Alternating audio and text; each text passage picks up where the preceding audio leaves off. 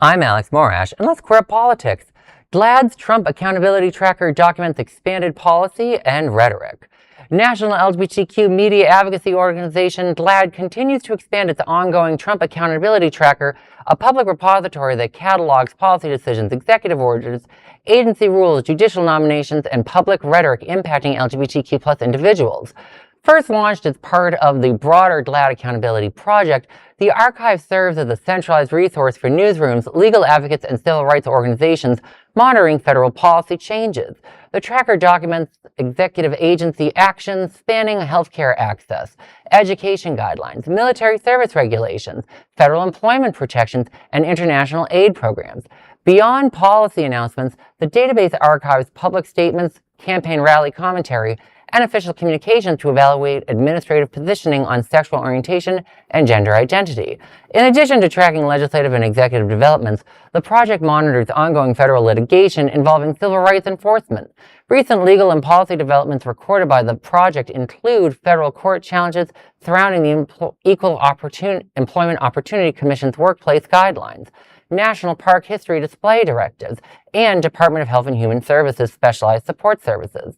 GLAAD leadership maintains that comprehensive documentation of institutional actions remains essential for public transparency, media account accuracy, and informed policy evaluations nationwide. Well, now everyone always knows I always like to give people a little reminder that GLAAD got itself in a lot of hot water for basically giving its CEO a lot of money, like it's paying them a lot of money, and so like on the one hand, like is GLAAD the best accountability tracker because they have so many questions on their own accountability, but at the same time, like I do tend to enjoy these big archive resources.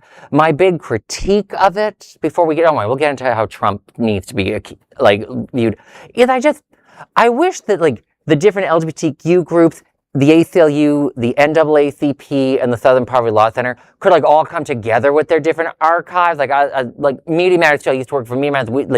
It would be nice to get them all to work together, but like the way, that would be part wonderful. of it's a funding issue where like they're all trying to say, look at me, give me money, and I'm like, well, you could all work together. Like there's nothing stopping you except your own egos, but that's just me. Well, I love that the 3-letter acronym for the Trump Accountability Tracker is TAT, as in tat for taco tits, as Jennifer Welch calls the mango malignancy.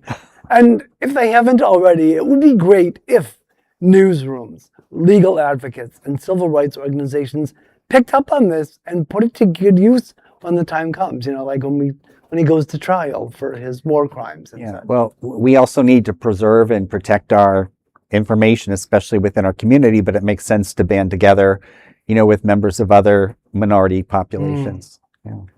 Oh yeah, no, like with Trump especially, like, we make light of it, but like he is a monster, and like what he's doing to us, I'm sure fills volumes to document. Yeah. But also look what he's doing. He can't get his name on the Kennedy Center, so he just wants to tear it down. So he can tear it down. Health and Human Services.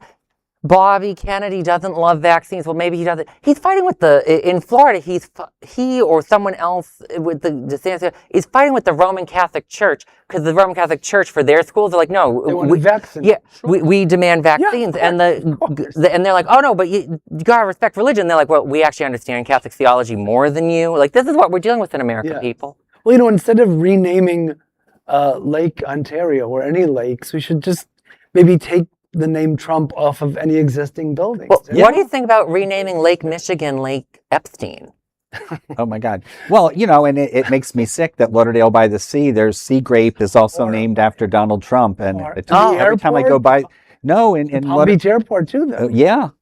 But, to have the audacity to self-proclaim and have your name put out there. I think we're going to chisel a lot of those names. Oh, yeah. In a couple years. Do that, yeah.